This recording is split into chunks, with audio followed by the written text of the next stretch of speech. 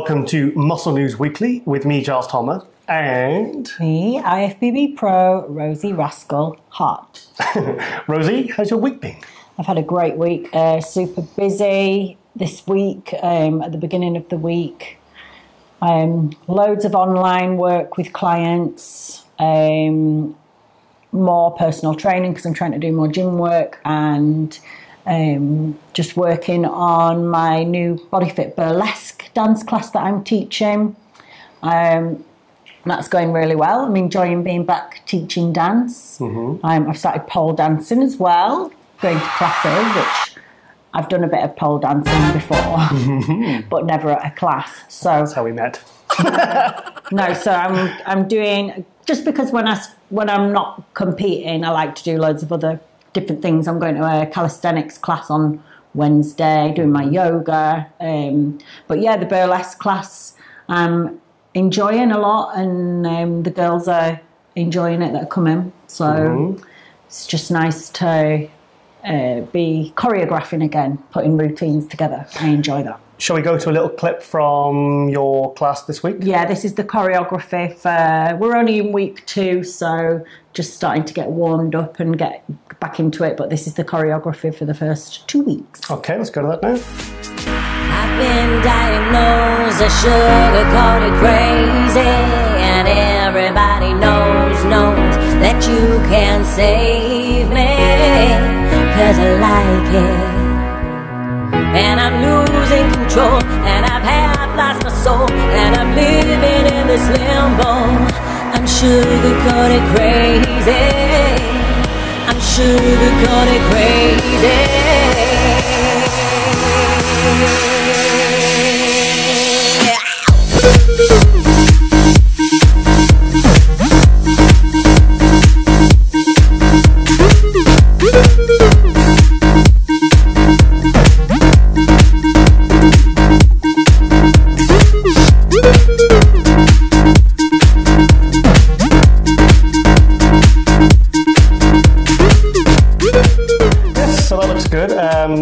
I've never seen you this busy.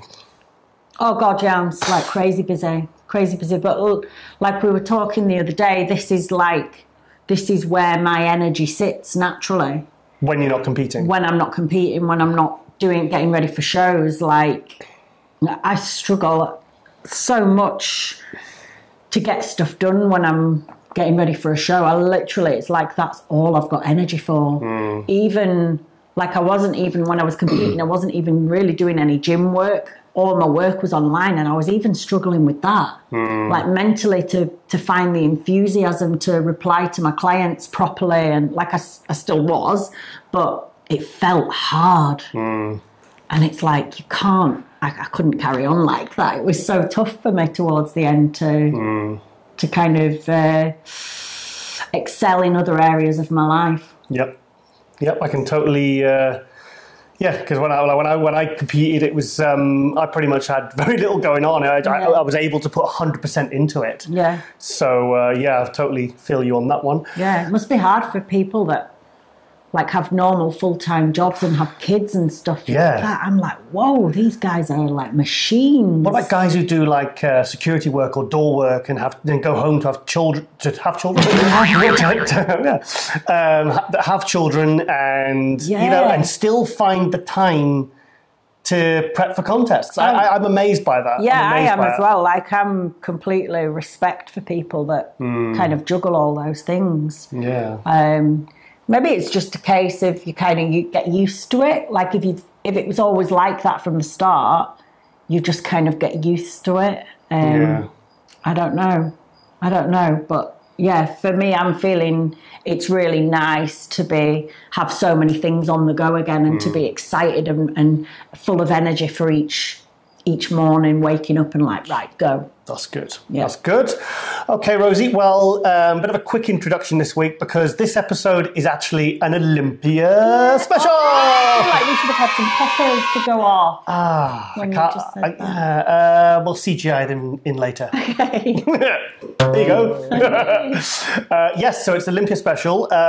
So I'm feeling very excited. I know. Yes, because not even this time next week, it will all be done and dusted. So I go to the Olympia in 3 days. Yep. I travel on Wednesday, 2 flights, pretty easy. So in this time, in a few days, you're going to see this again.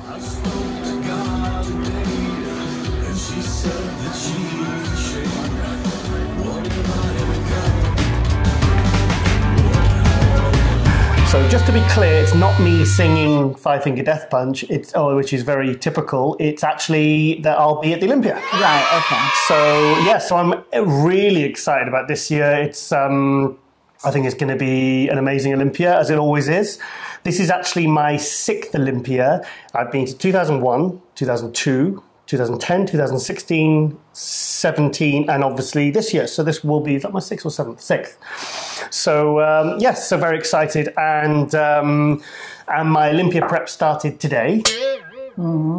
So just a few things I've got to sort out. I've got to get my pro card. I've got to get a special invite. Okay. And I've got to get about 80 pounds of muscle in the next 3 to 4 days. So do you think that's doable? Yeah, I'll coach you. Coach me, wow. Now that would be a transformation. You don't have to pay. Yeah. Oh, that's so lovely of you. Until after. Yeah.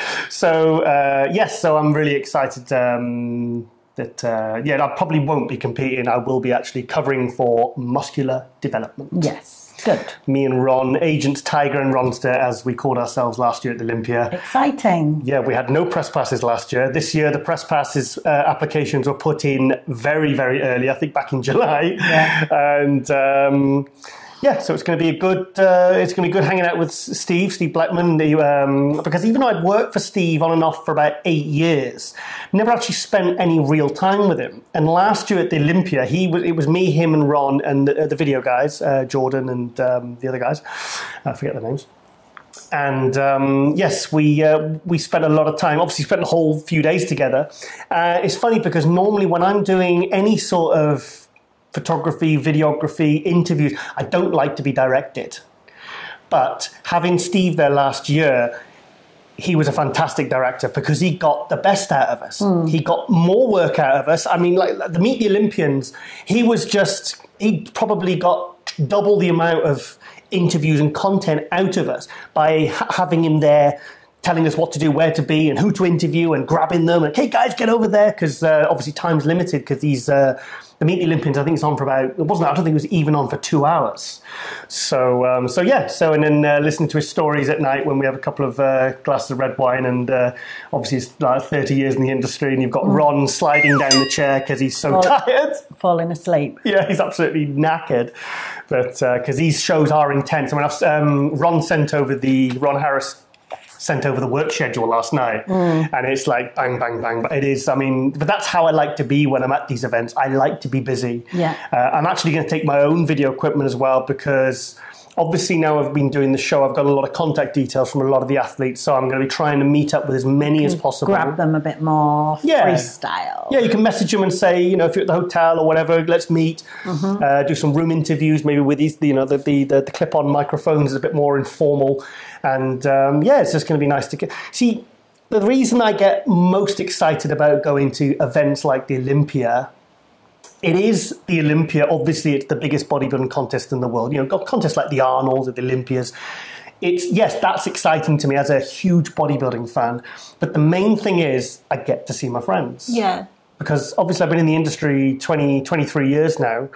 And it's nice to catch up with the friends you don't see. Who's your best friend? Oh, I couldn't possibly say. No, I'm not going to say. I'm not going to say. So,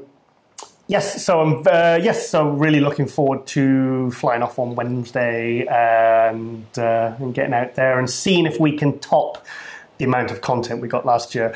I'm hoping that from all the experience I've had from doing this show, the Tiger and Rascal show, and all our other online interviews, Tiger Talk, Chick Chat, which we've all kind of got up and running since the Olympia last year, I'm hoping that my interviews are going to be even better. I'm trying to make them better. Yeah. So it's about trying to improve everything. In every way. Yes. Better and better every day in every way. That's one of my mantras. Is it your mantra? Yeah. Cool. That's my mantra now too. Yeah, we can share. It's fine. Yeah. So I just look in the mirror and I go, "You're a tiger." Roar. Moving on. Okay.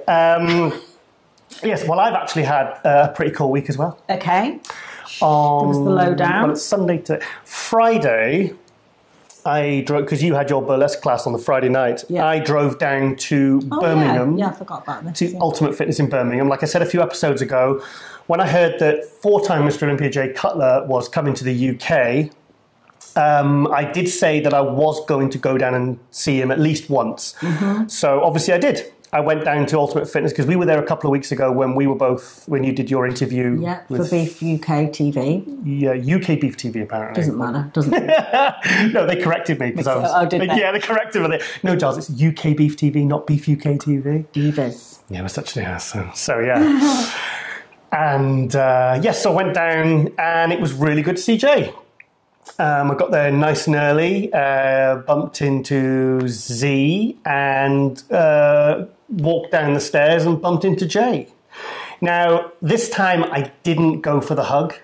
No. Because at the Arnold, I saw him at the hotel and he went, hey, him and Dave Belay, Mad Max, said, hey, Giles. I was like, I went over and I hugged Jay and it was a bit, I think totes orcs. It was a bit awkward, yeah. I think he kind of like froze, like say, what are you doing? He was pleased to see me, but not that pleased.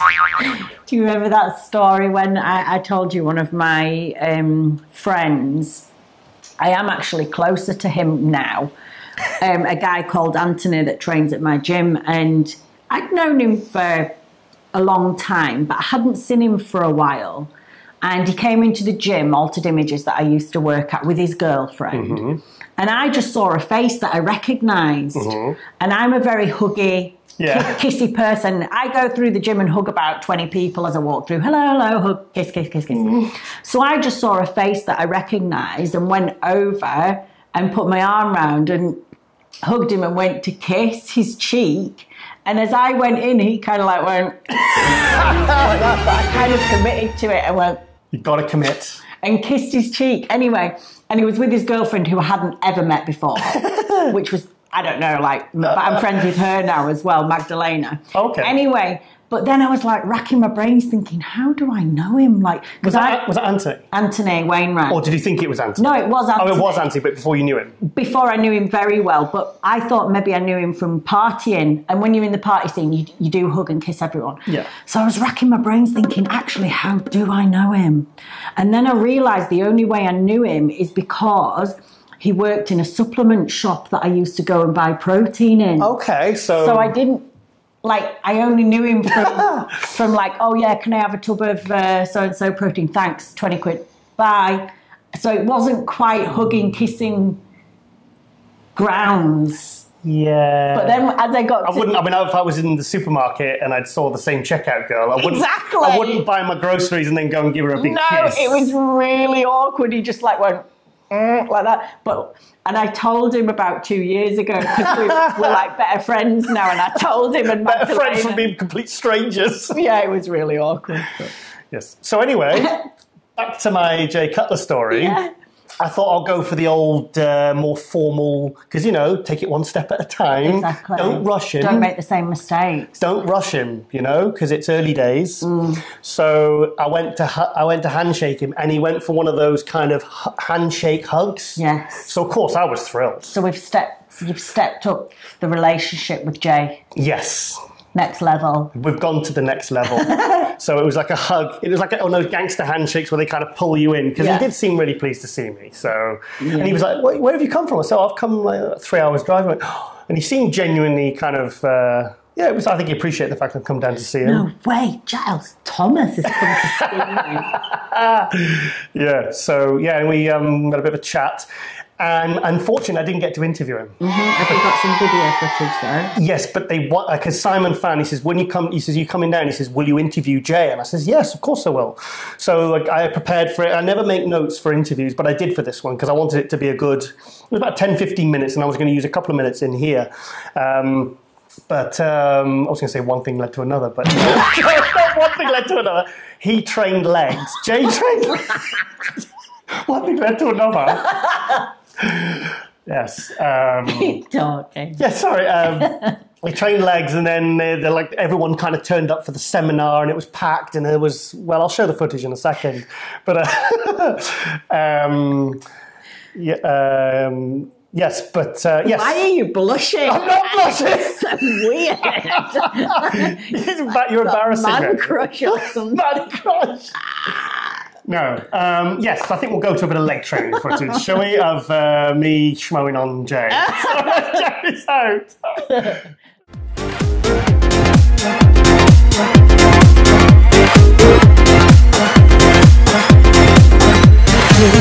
I wish we could go back to our first kiss. I'm standing here and it's you that I miss. And I'm standing alone and the air's getting cold. Now I'm lonely. You walked and I waited for you to turn back, and I missed it.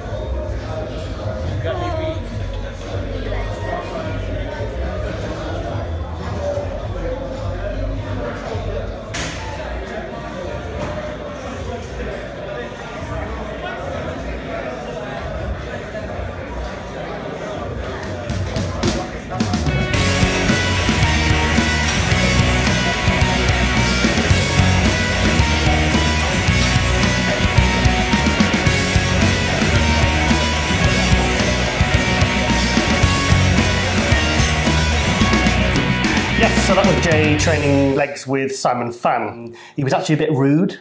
Yeah, but I gave as good as I got. Okay. So, well, I've got some footage. See then. So check this out. Got me on my back. That means something else in the UK, that.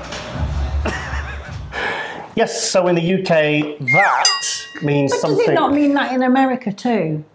No, well, he didn't. I think maybe he just got it wrong. Do you think he genuinely meant to? Yeah, Go away, I'm training legs. Yeah, I think he knew what it meant. Oh, I didn't consider this. Okay, well, yes. So now obviously, so I didn't get to interview because the seminar started about 7:30 and it was like a 3-hour drive. So I said goodbye, give him another handshake, and then I just came home to you, dear, because it's Friday nights and our Friday nights are sacred. Yes. Red wine, cats, chocolate. Yes, you even left me some this time. Oh my God, I've been eating so much chocolate. You've been eating a lot of chocolate, dear. I've been eating chocolate every day, but Giles keeps on buying these big bars of dark chocolate, and I, in the day, eat the whole thing, and then there's none left, so I go and buy another one to replace his, and then I get tucked into that as well. Yeah, because I'll buy it like a couple of days before, and I think, well, I'll save that for Friday night or Saturday night. Who does that? Who fucking buys chocolate and saves it? Me! I like my dark chocolate because it's low in sugar because I'm diabetic, and if I do keep up with my cardio, I can allow myself a little few pieces on a Friday or Saturday night, and it doesn't spike my blood sugar. Okay. So. But I've been eating cake every day, and my favourite thing is like this big Costa Coffee. They do like these. It's about that size, like a triangle of shortbread with chocolate chip in it. Oh. And I like it. Well, you've got a guest posing coming up soon, dear. I know, but that's why I'm starting my diet now. I've started a 5-day fast as well. Yes. Which I've wanted to try for a long time. But to be honest, it was just about finding the right time mentally for me to start it, because I didn't feel like I was focused enough or had the willpower to do it. But I've started today. And it's a 5-day fast, but you're still having water. So you have distilled water, you have Himalayan pink rock salt, and I also have 1 feed a day, but it's just 2 avocados. So I'm going to track the progress on my Instagram as well, and check for things like how my skin looks, my eyes. Rosie's Instagram? Yeah, so if you want to follow what I'm doing and why, the reasons why, because it's not for fat loss, like that's not why I'm fasting. It's just to improve. I just want to, do you know what? I just want to see what it feels like, because I've got a few little, I keep on going on about it, but a few chronic little problems, like, you know, with sinus, eyes are always a bit red and they don't look white and bright. So things like this, I just want to see. Do you think you may be allergic to cats? I am not allergic to cats. You would just suck it up, wouldn't you? I would suck it up. Yeah. I would still kiss my O's face. No. Yes, that was the cat on the end of last episode who was attacking her pen, and he popped up on the... Ginger boy. Yeah, ginger boy. Okay. Sorry, bloody cat has on my nose again. Okay, let's go to the first athlete update. Yeah. From someone... Sorry, you recommended to me. Yes. You and I was like, oh my God, you're right. I should have approached this guy before. And I actually apologised to him. And I said, I'm sorry I haven't reached out to you before. Did you tell him that it was me that had told you to get in touch? No, I took all the credit. I knew it. So, yes. This is Zane Watson. This is Zane Watson, who took second at the New York Pro to Sean Clarida. He's very big for a 212. He looks like an open. His dad used to compete. Oh. Yeah, his daddy can compete, and he's got the 2 things that I like. Condition and...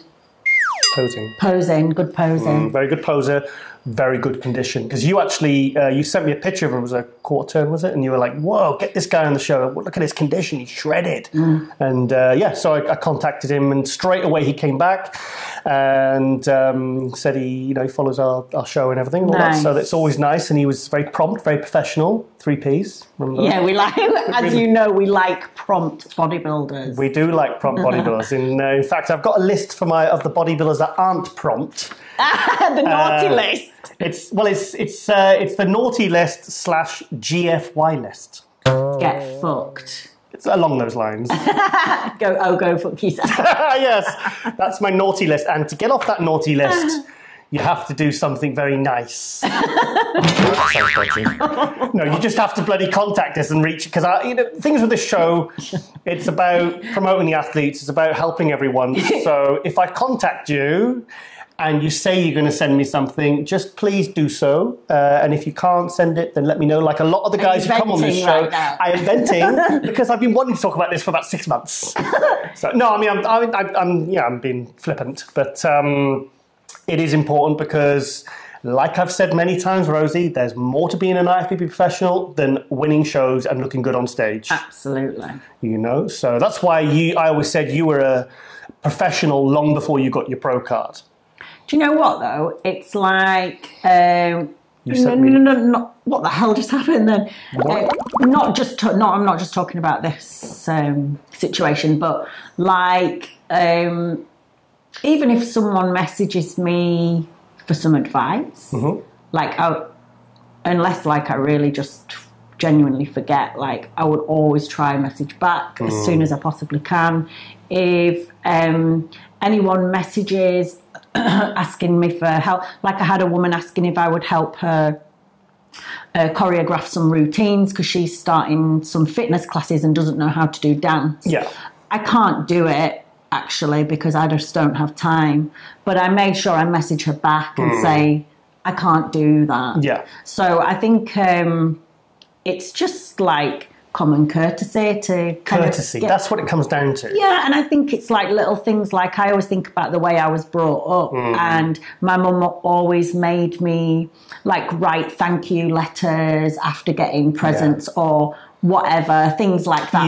Like when I left school, she made me get flowers and cards for all of the teachers. Little things like that, I think, stay with you, the way that you appreciate and show your appreciation to people. You've just said it there, it's little things. Like, I can remember from maybe 20 years ago when I got a thank you card from an athlete that came down to compete at the show, and he stayed at my house, and you know, I looked after him, and we drove to the show, and just little thing. And I got a thank you card, and I wasn't expecting it, and I appreciate it. Yeah. And it's just that kind of like, this is why one of the reasons I think Flex Lewis is so successful. Yeah. Because he kind of, all the little things or just something. Little things, isn't it? Like, yeah, like something you might have done for him 10, 12 years ago.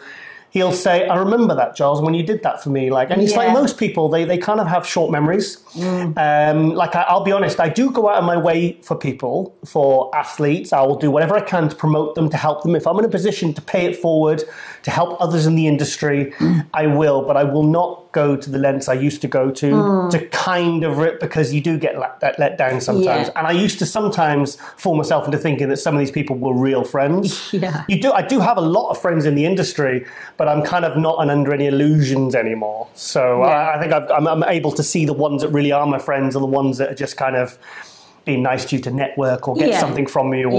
But, and like both is okay.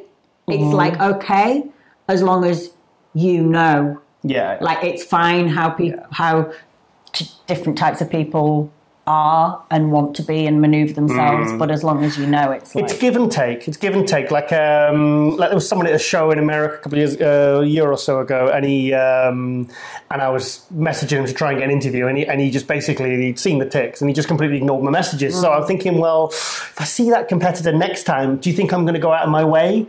Or am I just going to go, I'll pretend I haven't seen him? Yeah. So, but it's all about, the thing is, at the end of the day, like, especially with the show, it is here to help people. It's here to help athletes, here to promote athletes. And you'll see that sometimes there's athletes that keep popping up on this show over and over again because they understand that importance. Yeah. So for that reason, I will always help those people and go out of my way for them. So where will I was talking about Zane Watson, sorry. Oh, yeah, okay, sorry, let's go. Oh my God, that went... Yeah, sorry, what a bit of tangent there. Okay, so let's go to the update. Kindly send to us for our update. Hey, Giles, Rosie, MD Nation. It's Zane Watson here from Canada. I'm 1 week out from the Olympia 2018. 1 week out from weigh-ins. I got to be 212 pounds. I'm about 8 pounds off my mark, so I got an exciting 7 days ahead of me. Now I know I haven't gave you guys much to talk about, but I hope to change that this year at the 2018 Olympia. I'm aiming top 5. And I've been working my butt off all year. This year I did Toronto, New York. New York I placed second. Toronto I came first, got my qualification, and now I'm off to the Super Bowl. So I'm really excited to do that. I'm working with Chris Aceto, we've been working hard all year. We made a plan, and I think we executed it perfectly. So we got a lot of good development, a lot more new things to show everybody. So I'm really excited. This is I did the Olympia in 2015. I got dusted there. I didn't know what I was doing, and so I'm really excited to be back on that stage with the knowledge that I have and the coach that I have, and the support team behind me. It's important. So I can't wait. I'll see you guys out in Vegas. Safe travels to everybody, and let's get it.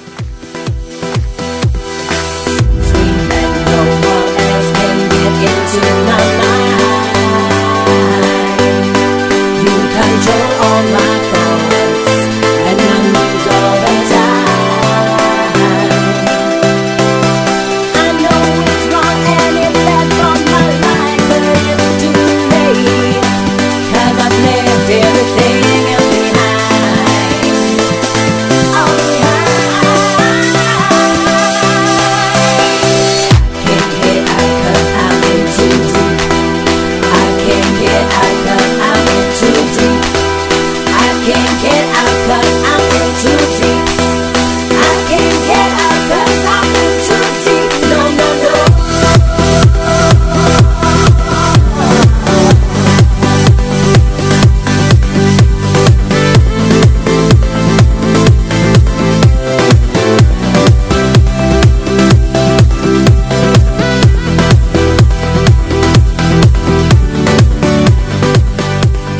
Yes, a big thank you there to Zane. Looks absolutely fantastic. To be honest, he's one that wasn't on my radar. I've kind of got all the 212 guys in my head, and he's someone, because I've not really seen him on stage that much, I don't know where he's going to sit, because this year's 212, there's like 20 guys in it. And he's not someone that was fitting into my top 5, but he is really good. He's really good. He's got a lot of muscle. He's got a beautiful shape, small waist, good posing, good condition. He ticks every box. So, Do we know his weight? Under 212. Well, he won't. If he's over 212, No, I know, but I'm won't be competing next wondering week. whereabouts he sits, so we could roughly judge his size. I would think he's on the limit. Okay. I would think he's on, because he's big. He's really thick, as you've seen in the footage there. Yeah. So, okay, Rosie. You, the eagle-eyed viewers, will have spotted something. Yes. So the Rascal range has now got its second product ready to go out into the shops and stores. We're about 2 weeks away, aren't we? This is actually a dummy. This is we put some different capsules in there, but this is the packaging we were sent by our business partner, and I think this looks absolutely amazing. I think this looks even better than the Amino Spark. Over to you, Rosie. Yes. So this is probably one of the products that I'm most excited about. One, because I can't wait to take it myself. Everything that's in it is in my cupboard, and I take it separately. So this is going to be just really handy for me, because I don't have to get all of the separate ingredients. I can take it in one. Well, you got me taking the berberine because you've used it for so long. Yes. Great for blood sugar regulation. Yeah, so this is basically going to be a weight loss support. It's natural, it's non-stim. As I mentioned in different episodes and all over my social media, I'm all about creating change in the body by working with the hormones, working on a deeper level, the function of all the different hormones. And this one, with the Amino Spark, men can take this as well, but this is really just for women. Yes. There's certain ingredients in there, like the Dong Quai, which is really specific to the female hormone balance. So we've got berberine in there, which supports the insulin response. Berberine's fantastic. Helping with fat loss because of that. For me, it works. Well, I can't take metformin because I'm diabetic. I can't take metformin that type 2 diabetics take.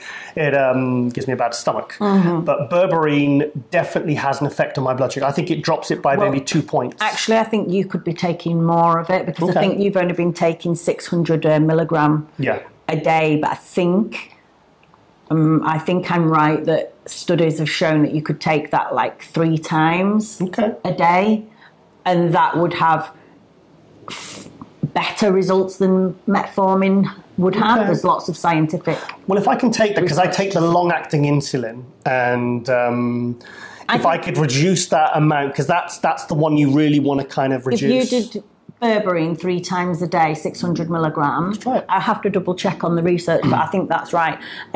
We've also got kelp and selenium in there to support the thyroid function. We've got rhodiola in there, which is good for lowering stress and also a weight loss support. We've got chromium in there, which will help with the berberine, with the insulin response. And the Don Quay is really good for female hormone balance. It can help with things like PMS as well. It can be good for women with going into menopause as well. So yeah, I'm really, really excited to get it out there and get ladies taking it and get some feedback. See what it's like compared to some of the other fat burners they're taking. Yeah, I think this is a really going to be really powerful but gentle on the adrenal system. You know, not like ravaging the body to drop the fat. It's kind of gently just supporting everything that's already naturally there to help burn fat. So it's safe to say you like your supplements like you like your men. Gentle and powerful. But gentle. Powerful and gentle. Yeah. Yeah. We could say that. Does it work for guys going through a midlife crisis? You could try it. Before I go out and buy a motorbike. Yeah. just take Mighty Me. So if I turn up to the show and I'm driving into the show on a Harley Davidson with a ponytail, then you know it hasn't worked. Okay. So. You turn up wearing a bra. Bra? Bra, yeah, because if they might mess with your hormones. Yes. I don't need anything. Bra else. and a sanitary towel. I don't need anything else to mess with my hormones, dear. Yeah. So done enough of that over the years. Just makes me laugh, actually. I just want to tell people that last night Giles was telling me that he would make a really good, he would make a better James Bond than, what's his name? Daniel Craig. I would.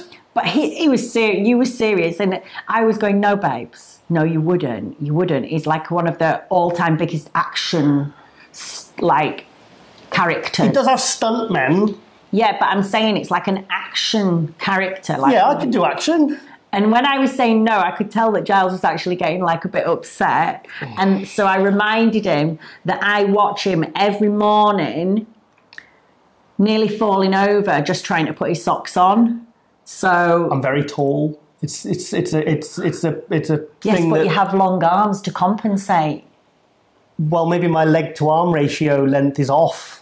Little T-Rex arms. Half man, half T-Rex. But yeah, this is what I'm dealing with. Well, Ron Harris said he thinks I'd make a good Batman. And not as good as Christian Bale. Yeah, just because... Again, I disagree. Ron doesn't want any sort of bad atmosphere when you're working at the Olympia together. Hey, listen, look, go back to James Bond. Daniel Craig's got big ears. I've got big ears. Yes. I can actually wiggle mine. Don't do that. You don't like it, do you? No. It's cool. It's a talent. I won a talent competition when I was 8 years old. I won't even tell you what I won. Yes, and I can pout like Daniel Craig can. Do it. No. And I think you're talking rubbish. I think I'd make a fantastic James Bond, and I'll do it for half the money that Daniel Craig. Okay. So just to prove. Let's just hope there's not a scene where you've got to put your socks on. Very hurtful. I'm not going to lie. I was very hurt last night. No, so I think you were though. You seemed really actually genuinely upset. It's when you tell me I can't do something, it makes me want to go and do it. It's like when people said, you can't compete, you'll never look good. And I did, and I proved them all wrong. Okay. So just don't tell me I can't do something. All right. Go be Bond. Do it. Yes. 007. And a half. Okay. Right. Actually, I could tell a story actually about when Ron Harris told some girls at the Arnold after party that I was MI5, and they believed him. Me. Well, him. This story. You don't want to hear the story. Tony Freeman was there, and he was nodding. He thought I was the amount of bullshit that came out of my mouth. He said he was very impressed by the way I just came out with that much bullshit. I don't like the story. Okay, I won't tell you the story then. Okay, well, maybe we'll save that for the Christmas special as a special treat. Okay. We'll sit with some, what did they drink? Mulled wine. Mulled wine, Santa hats, flashing antlers, and Christmas jumpers. And I'll sit there with a cigar or something and I'll tell you all the story of... Okay, also... Okay, moving on. Also, when I land in Las Vegas on Wednesday, the day after, on the Thursday, I am going to the premiere of this.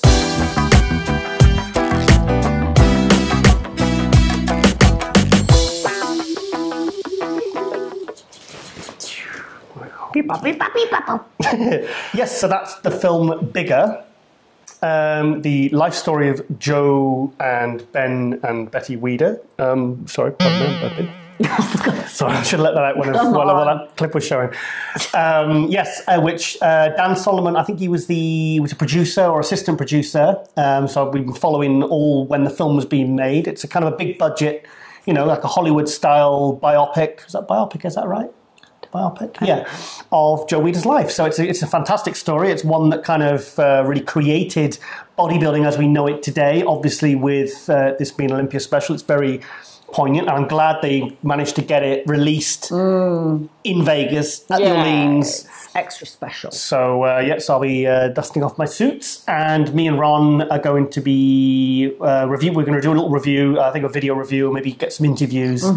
Yes, I'm really excited. My first, I've been to film, well, not a proper film premiere. Yeah, a premiere, red carpet job.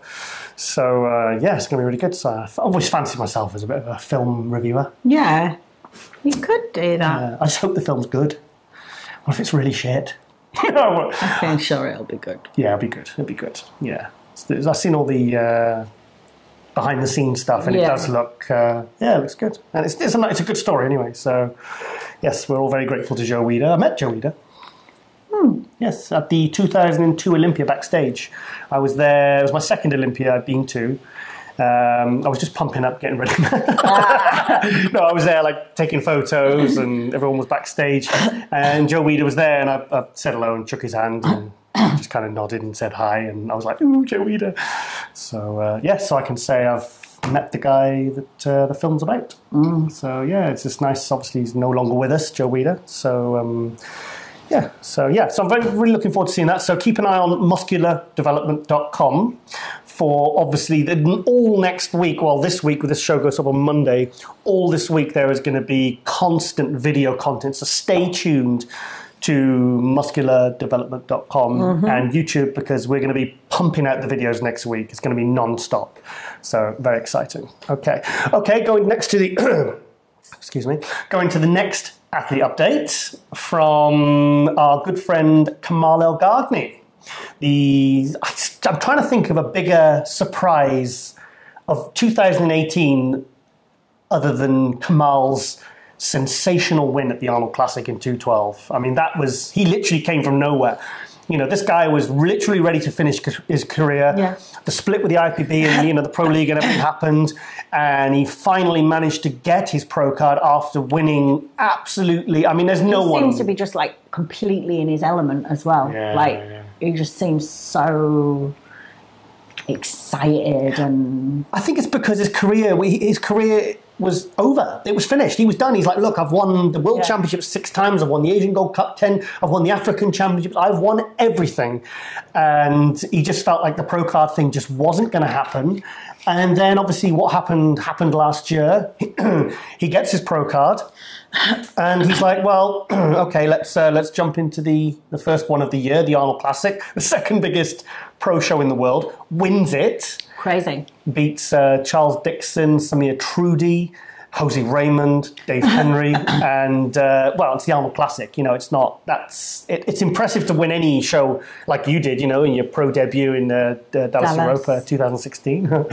But the fact that he did that at the Arnold was extra. And to be honest, I know I keep saying it, but that wasn't even Kamal at his best.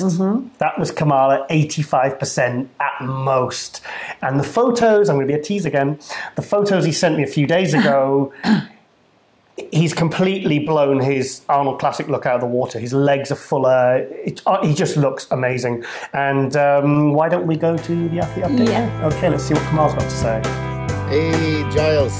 Hey, Rosie. How are you doing? Just a little update. What's happening the last few weeks? Everything is going very well. As you see, Giles, I just come off my haircut. Look, I just had my haircut done. So I'm ready. I'm ready. So I'm happy where I am.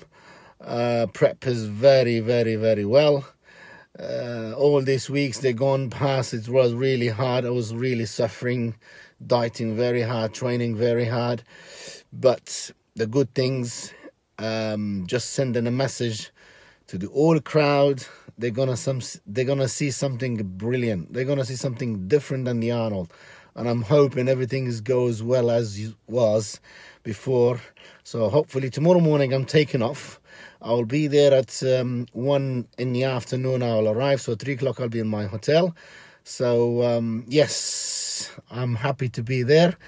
It will be a fantastic weekend to be with you guys, to see all the fans, all the competitors I'm competing with, 212 Classic guys, plus the Open class as well. So I'll be seeing everybody there, all to meet the guys there. I cannot wait. And then I will see you there, Giles. And yes, man, it's all going well. Okay, guys, I'll see you soon. Bye. Yes, so that's Kamal. Looking very excited. He's flying out today because I got that update yesterday. I got it yesterday when I was leaving the gym. And yeah, so he's buzzing, really buzzing. So And hair. Looking good, Kamal. The hair's looking Gotta good. say. Hair's looking good, mate. Hair's on fleek. Yeah, I was going to say. Yes, I would like to see Kamal in that first call out. I think if he is looking as good, if he's going to look as good as he's looking in these pictures and he can hold that and dry out and fill out and peak perfectly. It's going to be a tough one for the judges, isn't it, this 212? Yeah. It's going to be like, whoa, so much to take in. I think he's going to be top 5. I'd be very surprised if he's not going to be top 5. In fact, should we go to our predictions for that class whilst we're on the subject? Okay.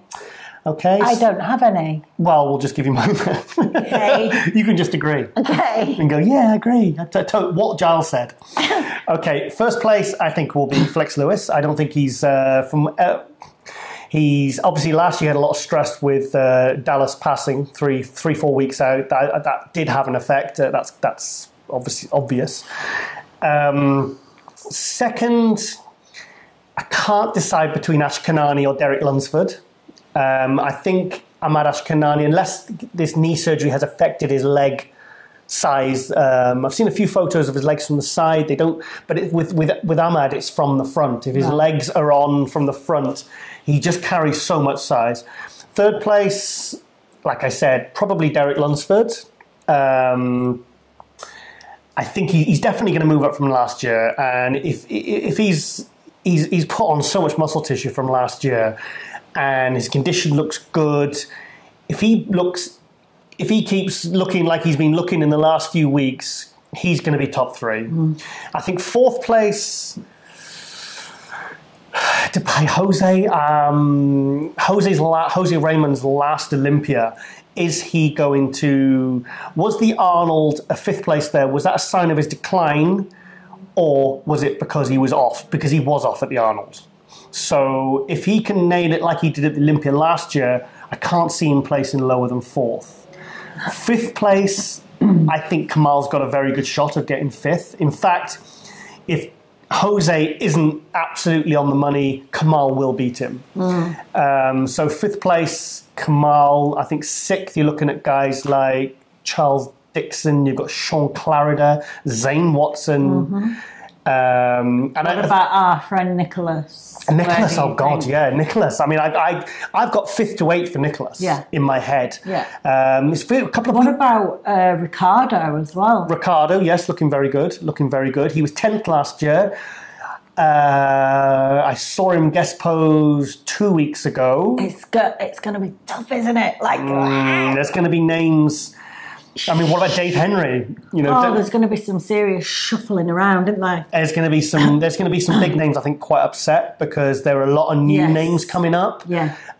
It's whether like Dwayne Kwamina. I mean, he's a lot of big talk on his social media. He's ruffling a lot of feathers. He looks absolutely freaky from the side, and oh my God, he looks incredible. It's just whether that physique, how that will look next. The other guys, will there be flaws that you don't see when he stood by himself? And who's got the best trunks? Who do you think will have the best trunks? Ricardo always has nice trunks. I feel like Ricardo would wear nice trunks. He's a sparkly guy, isn't he? He's a sparkly guy. That little bit sparkly, extra. Yeah, sparkly personality, sparkly trunks. But I was known for my sparkly trunks when I used to compete. Remember when you got told, did you get told off though by Sugar? Yeah, I got told off when I came off stage because it was the last contest in 2013.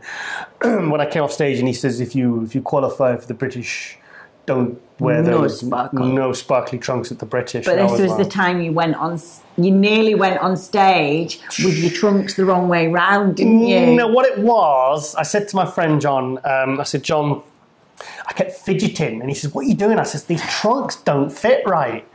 I said, I'm worried. Trunks don't fit right. I said, mate, come have a look at me in the toilets. I said, come and have a look at me. I said, because I'm paranoid that when I'm going to pop out. I'm paranoid something's going to pop out on stage and it's going to be disaster. So I went and I said, these trunks, I think I need to change these trunks because these ones just do not feel right. So stripped off in the toilets, hit a couple of poses, and he says, Giles, what have you done? He says, you've put your leg through the waistband. Yeah. So obviously, like, I had one side that was like a thong and the other side that was like the old 70s, like all the classic trunks today. And he said, Giles, if you'd have got up on stage like that, they'd have been pissed off because they'd have thought someone with your experience doing what you do in the industry, they'd have thought you'd have done it for a laugh. Can I just remind you, James Bond? Can I just say? Okay, back to Kamal. The guy who has a problem with underpants and socks is going to like defeat Russian spies. Do you know I've actually torn 2 pairs of underpants this week? I have. Doing what? Sticking your foot in because you can't get your foot in? Because my legs are so long and I've kind of been a bit rough getting them on. And I've torn 2 of my favourite pairs of underwear. Can't even cope with it. So, Anyway, back to the 212. Yes, and Nicholas. I mean, it's funny, I saw videos of Nicholas photos of a week or 2 ago, and he was looking, I don't know what, something was not looking right. Yeah. Patrick's got over there. Patrick Tour's got over there now, and I saw the pictures today and yesterday, and he looks sensational. Yeah, but like what I was saying was maybe after his last show, maybe he put on a little bit of weight again, like in the little rebound, and then maybe they had to push harder to bring him down, and that's maybe why he was like a little deflated. Maybe I don't know. Yeah, his physique looked weird, and I thought, that's not what I would want to be seeing at 3 weeks out, 2 weeks out, because he's been over in America since. Well, I don't think he went home after Tampa. Okay, I think he stayed out there with Mark Anthony. Okay. Yeah. So. Cool. Yeah, so I mean, maybe stress as well, like starting to worry and all this kind of thing, and then maybe when Patrick's got out there, he's relaxed a little bit. Well, yeah, I suppose, yeah. I mean, Portugal, then Tampa, then this show. He's been in condition a long time. Isn't it? Yeah. He's been dieting a long time. I mean, could Nicholas be first call out? What do you think? Yeah, possibly. I don't know. It's like he's there's awesome. too many good ones. Yeah. I want to see Nicholas how he looks next to the top guys. Yeah. He might get up there and he might be trading pose for pose with Flex Lewis and Ashkanani, and he might be like, "Whoa, he is," which is why And if that happens, then that's exactly why he needs to stay in the 212 for at least another year. I know it's tough because he really struggles to make it down because, like I said in the previous episode, he's ready at 230, pretty much 225. His glutes are shredded.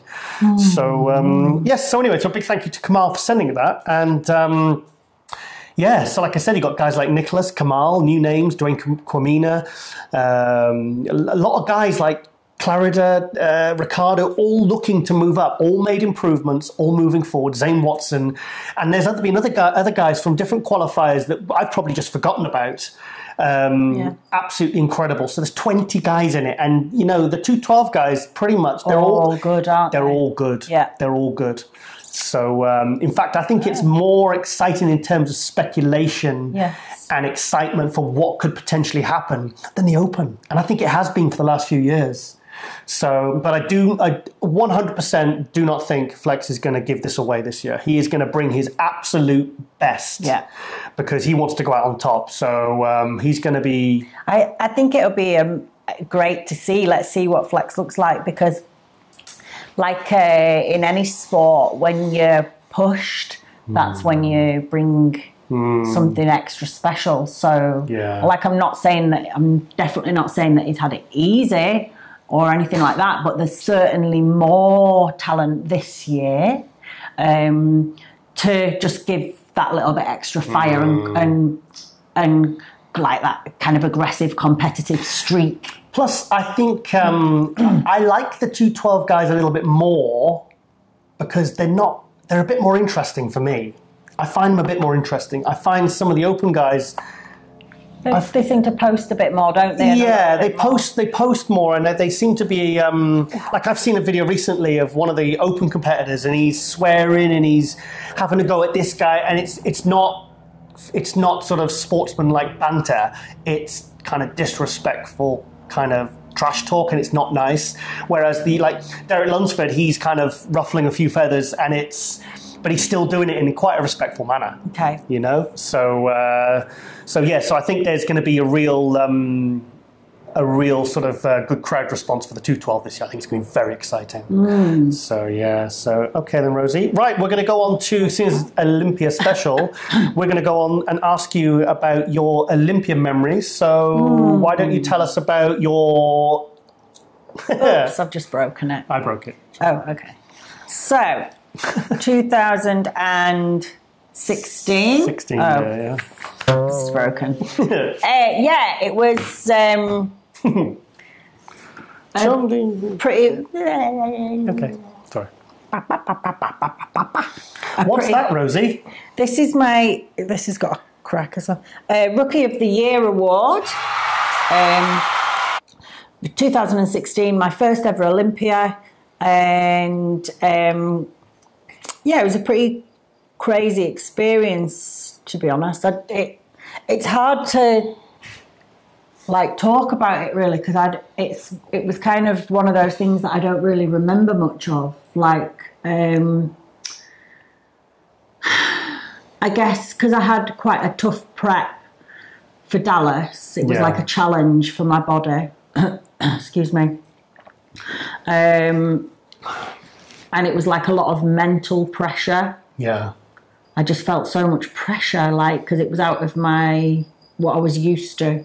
Because I was always used to knowing that I was going to be in any amateur show. I always knew I was going to be in the first call out. I always thought I was going to win. I pretty much, I thought that was my Rookie of the Year award then. I always pretty much went in thinking I was going to win. Always knew I would be top 3. So then it was like going into the pro league, it was just like, what's going to happen? Am I going to flop or and it was hard to know what kind of look to bring. Do you remember when those pictures at 2 weeks out, we sent them to our friend Ronnie Coleman? Yeah. And he was like, whoa, too hard. Yeah. Too hard. He says, back off on the condition a bit. Was this for the Olympia one or for Dallas? For Olympia. For Olympia, yeah. For Olympia. Because so that was a bit of a... Yeah, I was confused, really confused. And I think because in some ways, I was thinking maybe I shouldn't come in so hard. And for someone like me, if you let that little voice get in your head, that's where I start to make excuses for myself and perhaps not go as strict with food, perhaps not with cardio and stuff, because it's like I would just let those little voices get in there. Dallas, before we left, I honestly thought you'd blown it. I thought, she hasn't got the condition she brought for the Amateur Olympia where you won your pro card in 2015. Yeah. And I just thought, that's just not good enough. And then you won it straight first. I was probably about 3 or 4 weeks out. Yeah. Like for Dallas compared to my Olympia condition. Well, obviously it was an amazing look because you won. It was a really beautiful look. And it was like my face looked so pretty. Like I really loved the look. Like I just thought I looked so like a little doll. Like a little Dallas. Yeah, I think I looked like a beautiful little doll. Bodybuilding doll. It was so cute. Such a cute look. And then from then that kind of gave me like a little bit of like motivation and confidence to get ready for the Olympia. So for the Olympia prep, then it was a bit more enjoyable. I started enjoying it again a little bit, and I think like I just felt so much pressure. I really let my nerves. I really let my nerves get the better of me for both Dallas and, even though I won Dallas, it was not, I didn't feel calm and collected. The same with the Olympia. Traveling out there was just like, I didn't enjoy it. Was I on the flight on my own as well, sat on my own? Yes, for the Olympia. Yeah, they sat us. Yeah, they sat us apart. So it was like, something like that kind of impacted me quite a bit because I was sat for like 11 hours or whatever on my own, just with fish and greens. And I don't know, it just really got me stressed. I really allowed like my nerves to get the better of me. The hotel, I was just like, I didn't embrace it. Or I don't want to say I didn't enjoy it, because I did after I'd competed. Once I'd got off stage, then I kind of like enjoyed the experience. I kind of realised that I'd done well for my first Olympia. You took 12th out of 30. Now, we remember the shock when we found out you hadn't made top 10. I was like, well, I made top 10? What? It's like, because like you said, you'd won the last 2 shows you'd done. You know, you'd always place well. I've never placed so low, but obviously it's the Olympia. It's like the biggest thing ever. So it was just like a big learning experience. I got so much out of it. Do you know the bit I really liked? Because, I mean, I was happy. It was an amazing experience. I was there as your partner. I was kind of, at all the meetings with you. I was just sad I didn't get to do my routine. Yeah. Because no one else's was as good. Like, it just isn't. It's just not. The routine was beautiful. Yeah, so I was really sad that I didn't get to do my proposing routine on the Olympia stage. But the next morning when you were in the bath, I was in bed, and you shouted through from the bathroom in the hotel, obviously, and you said, Giles, I think I've won Rookie of the Year. And I was just like half asleep, and you said that. I went, what? I said, don't post anything. I said, because if you say something and you haven't, find out, because I think Shanice had found out, or a couple of people messaged me. There was Sarah Fletcher, the figure girl, the figure pro. I think it's Sarah Fletcher. In fact, she'd be a good one to interview as well. And a couple of other people messaged me. But I didn't even know what it meant. I didn't realise it was a big deal. I did. I was like, find out, because I was ready I was just dying to put something on the MD forum and on Facebook. And then you messaged Robin Chang, the Olympia organiser. Yeah. And he said, come down tomorrow morning. He said, down to because we left the gala dinner, didn't we? We left it because we were tired. I'd eaten too much. I felt sick. Yeah, we were absolutely exhausted. And yes, and then Robin Chang says, look, come down to the Superstar seminar in the morning, and we'll bring it there. And we went down. We were the first ones there. Bob Chick was there. I think Cedric was there as well. Sat and chatting to Bob, wasn't he? And we just sat in the audience, and then Bob comes up, and then Phil Heath, Flex Lewis, Bonac, all the Jeremy Buendia, Oksana, everyone kind of all filed in, all up on the main table. Juliana, obviously. Yeah. And then Bob comes over and he says, what are you doing sat down there, champ? And she said, well, Joe, we're just going to watch the seminar and pick up my award. You know, I assumed that you were going to be presented it, didn't you? Weren't we? And then Bob says, nah, get up on the... I was really nervous. He told me to get up on the panel, the table with all all the champions. Should we show that footage? Have you got it? Yeah, I've got it. Yeah, we can show a little bit of that. Yeah, we'll get that footage now. Mini mouse ensemble, very nice. Mini muscles today. Mini muscles, I like it. You had a great year. You went from amateur to professional to win your pro show to qualifying for the Olympia, and then you got to stand next to Julianne, which is always nice. Amazing. Yeah, to think this time last year I was amateur, and then to be at the Olympia. Yes, so that for me, well, I remember sat in the front row. That was the best bit of the whole trip. It was so surreal. I was thinking, hang on a minute, this time last year Rosie was amateur. Now she's up there sat next to Flex Lewis, William Bonac, Cedric, Juliana, Phil Heath, and you're there just sat in your Minnie Mouse dress. And oh my God, I was so nervous. I was like, when he was like asking everybody like their questions and stuff, I was like sat there going through my brain going, what should I say? What should I say? What should I say? But if you watch it back, you're good. Yeah, but I say the word amazing about 20 times. Like he was, and your hand was like this with the microphone like that. Yeah, he asked me about it and I was like, it was just amazing. Yeah, it was really amazing. and then I did this and it was just amazing.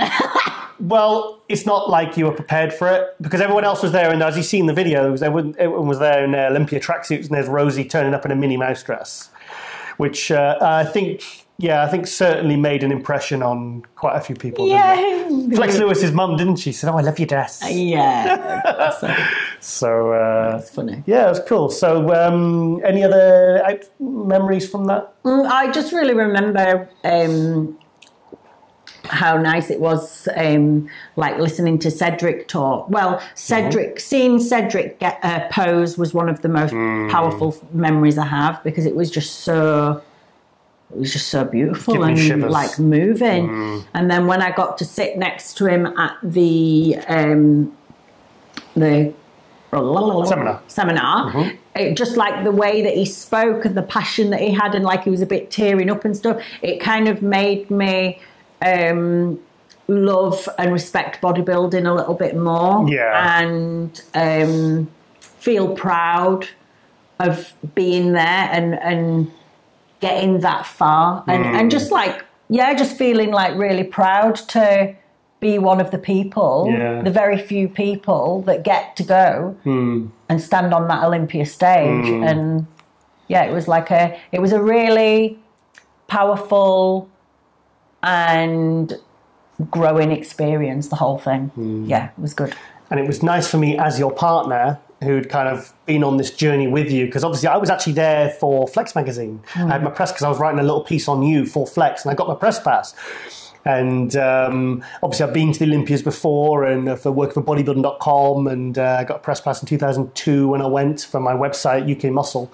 And it was nice to kind of go in a different role, but also the same role that I've always had. Yeah. You know, it was nice to kind of be there and, go to the meetings and get you, and you got your Olympia tracksuit, and it was, you should have worn your Olympia tracksuit.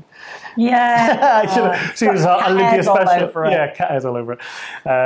Yes, so that was, it was for me, it was a very special experience. Yeah. Really special. Cool. It was nice to kind of, and I knew you had me there to kind of help you enjoy the experience, because obviously, any support, so yeah, it was good. Okay, well, we're going to talk about my favourite Olympia memories from not from all the Olympias, but the Olympias I've been to.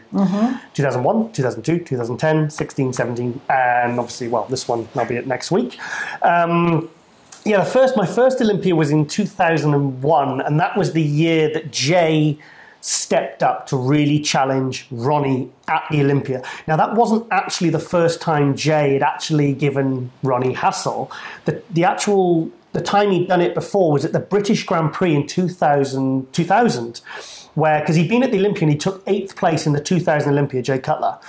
And then I think Kerry Kays, the organizer, told me, he said, wait till you see Jay. He said he's lost like 10 or 15 pounds from the Olympia. He looks amazing, Giles. They tell you what, he's going to push Ronnie. I was like, wait, I push Ronnie Coleman? I said, you're kidding. He comes out, he takes second. Dennis James was third. And yes, and so that was an amazing Olympia. I went over with my friend Neil McVicker. And yeah, it was a fantastic experience. The year after, I had my press pass, so obviously I had access backstage. I was backstage taking pictures of Kevin Navarone. He took second that year, and he was hit posing. And backstage is amazing. There's so much going on. All the photographers, you got Herbanau with all their studio setups. You know, I had like literally stood next to Joe Weider. All the competitors getting ready, all the photographers, and there's a real buzz. And obviously, you got your press pass; you can go wherever you want to.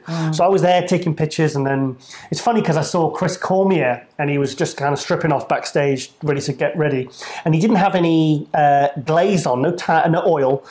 And I remember thinking, "Oh my God, he is so off. He doesn't even look like he's dieted." And then I was kind of wandering around, and he was like putting the oil on, and he pumped up, and no joke, it's like he just dieted 8 weeks. And he ended up getting third that year, and he looked incredible. On stage, he looked incredible, but backstage, he looked so soft. I remember seeing Juliana for the first time backstage and just thinking, whoa, like, she's so full and, like, perfectly formed. Beautiful, and I got to say as well, now you're talking about the backstage, one of my big memories was Kira Newman, IFBB Pro Women's Physique, just how lovely she is. And it's so funny because I messaged her a few days later and just said, whenever I was backstage and I was like close to her, I always felt safe, like just a bit calmer. That's nice. Yeah, it's nice. Yeah, because Kira took second. She was second to Juliana in the 2015, and then she took fourth the year you competed in 2016. Yeah. But yes, so yeah, started Olympia 2002. 2002 was also one of my best memories because that was the year Gunter really just, I mean, he was like a guy who was barely making top 10 at the Olympia, and he turned up and he was nearly, I don't know, 300 pounds or something. And I just remember that posing routine, and it just, the crowd went ballistic. And I remember when he got 5th place, I'd have had no argument with him being third or even second, because Kevin Narone's legs were a bit down that year. He wasn't at his best. Ronnie wasn't at his best. Ronnie had kind of, to bring his stomach down from the previous year, they dieted a lot of muscle off him. Right. But he still kind of had a little bit of a stomach. So it didn't, he was very lucky Jay Cutler didn't turn up that year. Because Jay decided, I'm just going to do the Arnolds, and he won the Arnolds 3 years in a row. I think that was the year Jay could have won. Because Ronnie was really, like, he was... Oh, well, it didn't matter because he came and did his thing anyway, didn't he? Yes, but then, and I remember when Gunter got 5th, was after his routine, we all kind of, at the whole place, the whole theatre stood up. And I remember clapping so hard, I broke one of my rings. It was a ring I got from Greece. I don't think it was particularly good quality, but I was clapping so hard, my ring just went... That's so funny. So, yeah, Gunter broke my ring. Oh, God, we're not back on this again, are we? Yeah, it wasn't Jay. Yes. And then obviously a few weeks later, that was when Gunter beat Ronnie at the Show of Strength. And then that's when it all happened. That's when Ronnie got mad. Ronnie came back the following year and killed everyone. I mean, he came back like looking like something from another fucking planet. Yeah. So yeah, amazing. 2010 Olympia, that was when I think Phil should have beat Jay. And I was going, when Phil was announced in second, I was like, no. And then Lee Haney behind me was going, no, Jay should have won that. Jay deserved to win that. And then I turned and, yeah, it was... just agreed with him. Yeah, I was like, oh, okay, I respect you. I think Phil, okay, yes. And also... A very, very good Olympian memory for me wasn't actually at the contests. This was in 2010. This was after the show on the Saturday night when everyone's like, right, party time. It was me, Ron Harris, some of the staff from MD, and we'd just been up to one of the hotel rooms. It was Chris Gethin was having like a bit of a room party, like a pre-party with bodybuilding.com, because that's who I was shooting for and I was doing the report. And so we had a couple of drinks up there. And I said, guys, I'm going to go get changed. I'm going to change my top or whatever. And for some reason, I went down into the foyer. Foyer? Is that what they call it in America? Lobby. Went to the lobby at the hotel. And Kevin of Rome was there on his mobile. And it sounded like he was arguing with someone on the phone. He was having a bit of a heated discussion. So I went out and I had a couple of drinks. I was a bit drunk. I said, Kevin, what's happening, mate? And he went, I says, what are you doing tonight? He goes, I don't know. I says, right, you're coming with us. So I kind of grabbed him, and all the others met me down in the lobby. I hailed a limo, got a limo. They all got in, and so I opened the door and I said, hey everyone, guess who I've got? And they went, I don't know. I said, Kevin. It was Kevin Lebrone. So I just kind of like bundled him in. I basically kidnapped the guy. And and everyone was like, fucking hell. Wow, okay. So then we all went to the Wynn, the Wynn Hotel. There was a outdoor cabana thing with all free drinks for bodybuilding. It was a bodybuilding.com after party. And there was Zach Khan was there. He was doing a little mini pose down with Kevin.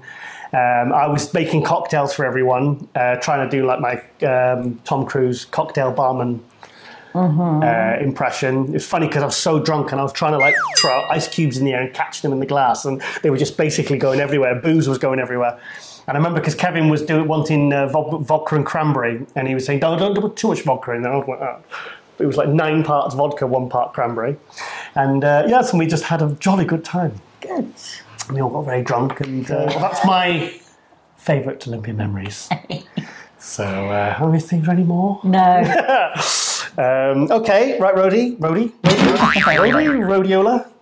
Come on, the Rhodiola.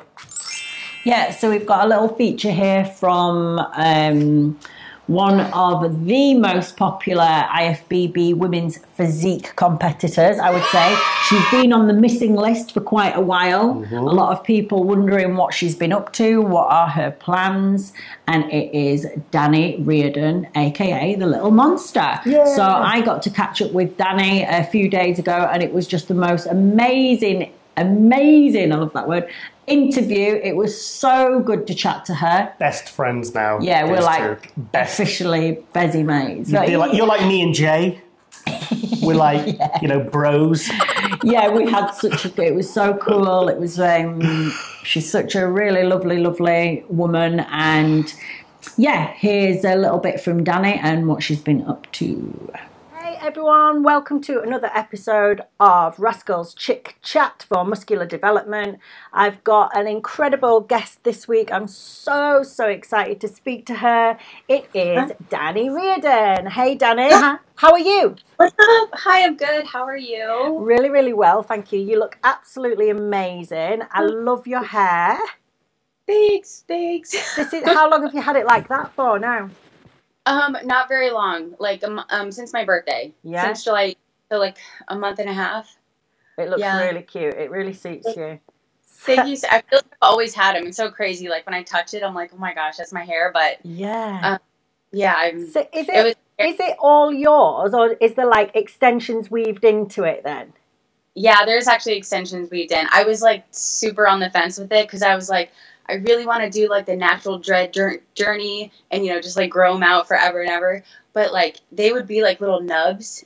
And so to be in a professional setting, I don't know. I just really wanted to be able to like do stuff with them right away and like them right away. Yeah. So. Because then you can like tie them up and get them out the way and stuff. Yes. They're super awesome. But eventually the goal is to like have just my hair in there. Yeah.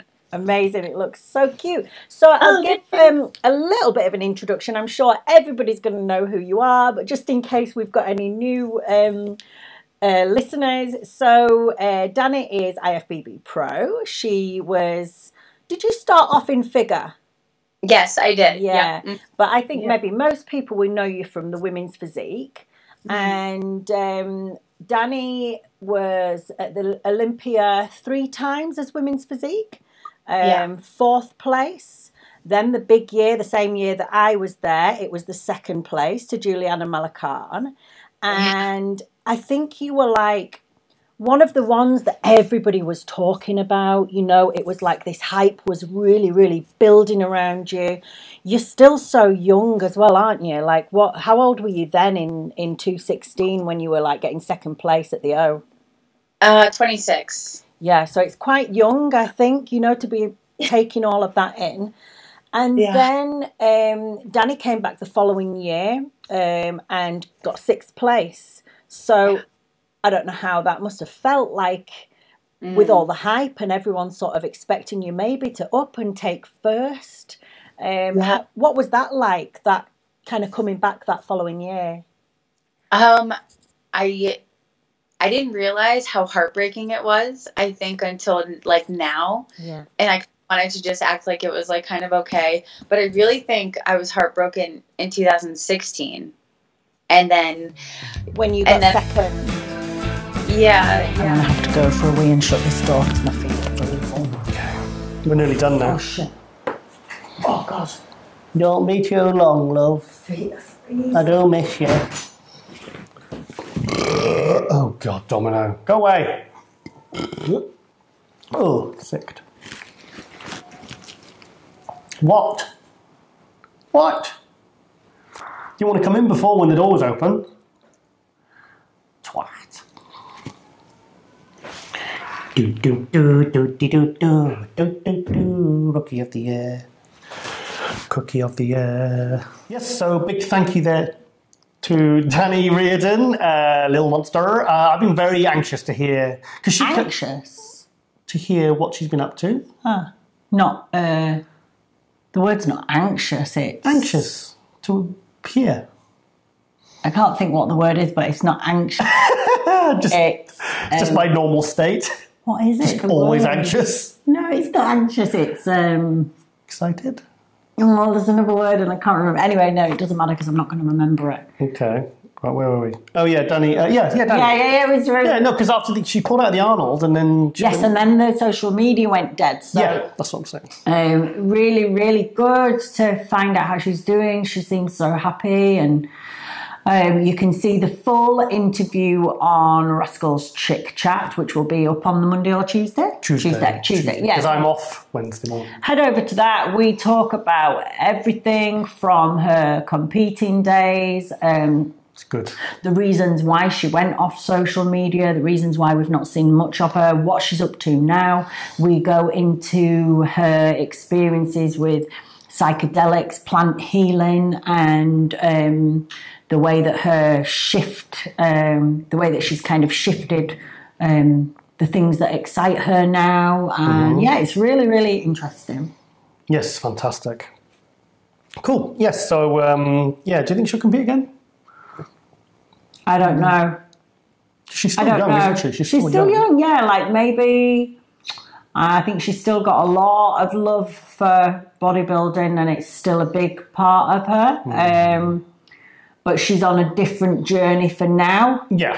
So I guess if she continues on the journey she's on now and finds fulfillment in that, I'm not sure whether going back to competing would even be something she would think of, but you just never know, do you? Yeah, I was so impressed with her at the 2016 Olympia. She took second to Juliana. Yeah. Certainly in the side poses, I said this before, she was matching Juliana, certainly matching her. Yeah. Yes, so, okay, hang on, good to change that bulb. So, okay, then we're going to go to a Nick Vision video of William Bonac. Now, I've spoken about William Bonac many times before. I was banging his drum back in 2010, 2011. Back in 2011, 2012, when he was a 212, before he was pro, actually. And yes, so let's go to that now, shall we? From out of the top 15 into the top 8 to the top 5, and now he's top 3. One of the fastest rising stars in the industry. Finished third in last year's Mr. Olympia after a 5th place finish the year before. From the Netherlands, William Bonac. Friday night, the only one that was next to Phil 100% was William Bonac.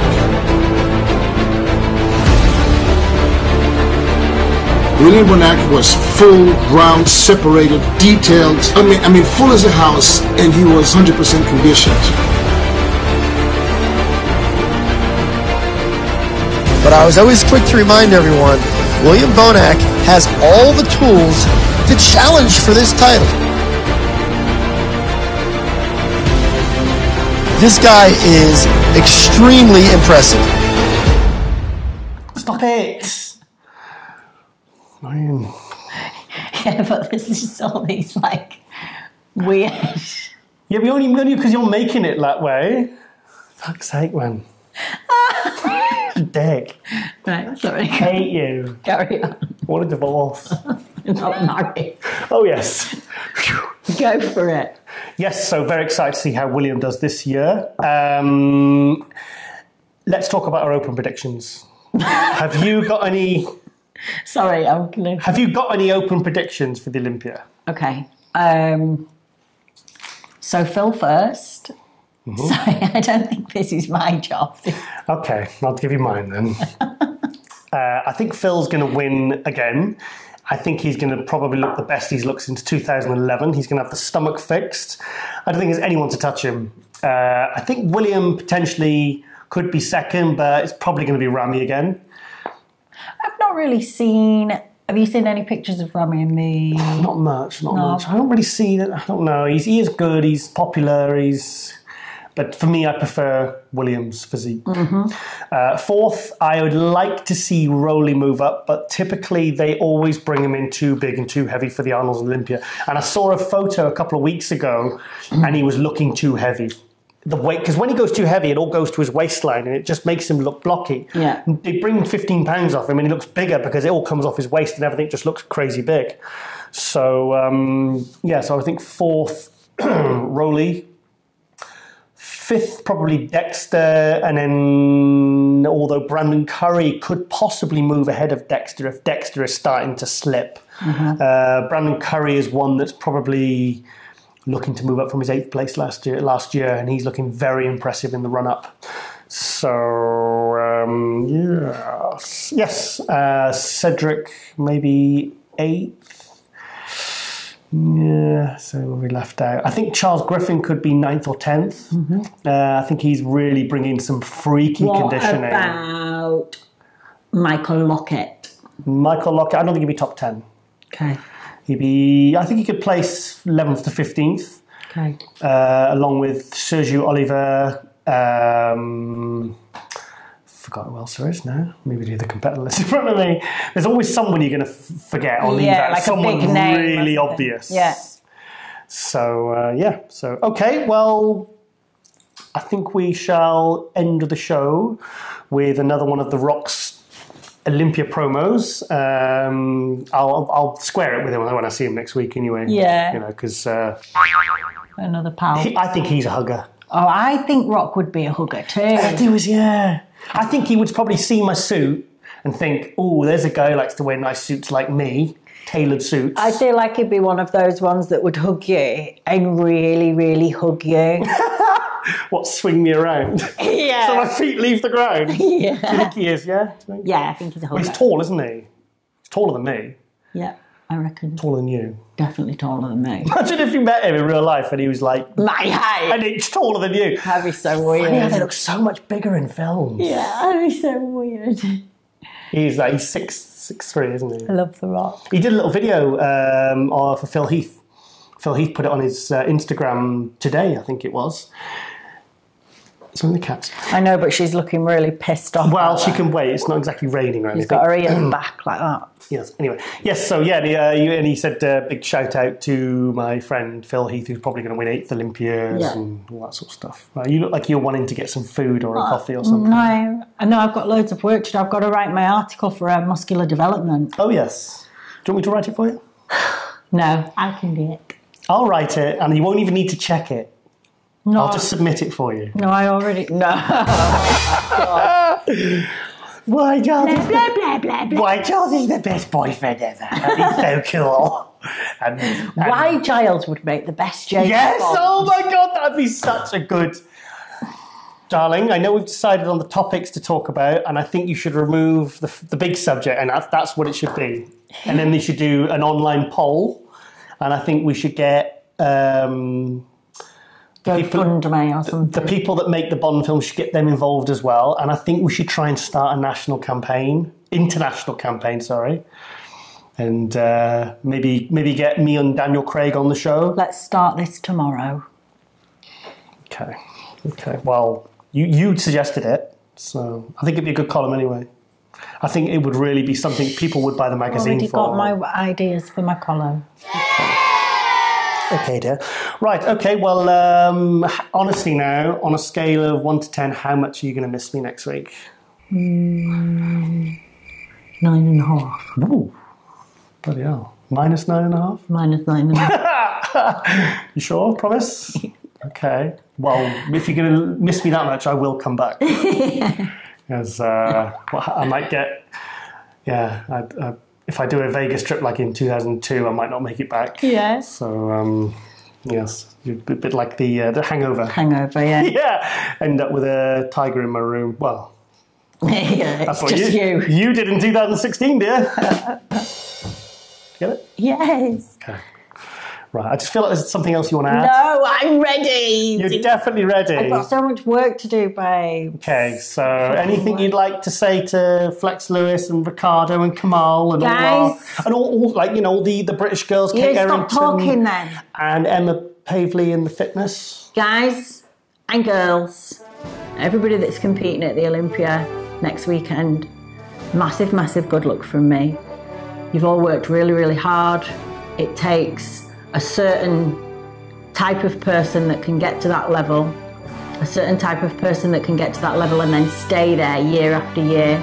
You have my respect, you have my love, sending love, light, peace, all the good stuff. From the Cookie of the Year. Yeah, and enjoy it. Enjoy it. For all the people that maybe it's your first, enjoy it. Relax and enjoy it. Relax and enjoy it. Oh my God. I was trying to be serious. That's what I said to Jay. as I moved in for a little earlobe nut nibble. Tickle vibes. Come on. Okay, right, well, that's it. Okay, well, ending the show is the Olympia promo video by The Rock. I'm Giles Thomas, and you've been Rosie Ruskell, 2016/2017 IFBB Rookie of the Year. I will see you. We won't see us next week because I'll be traveling back from Vegas, and you're probably going to be sick of me because I'll be all over wrap-ups, previews, interviews, and all that. Blah blah blah blah blah. Okay, so I'm off to Vegas. Okay, well, we'll see you very soon. We'll see you in 2 weeks' time. Thanks for watching. Thanks for supporting. I'm Giles. That's Rosie. See you later. Bye. Who are building legacies that are going to impact the sport of bodybuilding forever. Each and every year, there's been a new storyline. Winning last year was the moment of my life. With Oksana being my coach, I do feel pressure to perform like her. I want to walk away from the stage on my terms as a champion, on top. Last year, I lost my training partner 3 weeks before the show. What makes the champs create dynasties is the mental fortitude that they have to get through the changes they need. Shortly after I won the Mr. Olympia contest, I actually went in for surgery for a double hernia. And having to start completely over with just little 5 and 10 pound dumbbells, it killed me. These champions become the faces of the Olympia. I thrive on success. Winning number 8 would be a dream come true.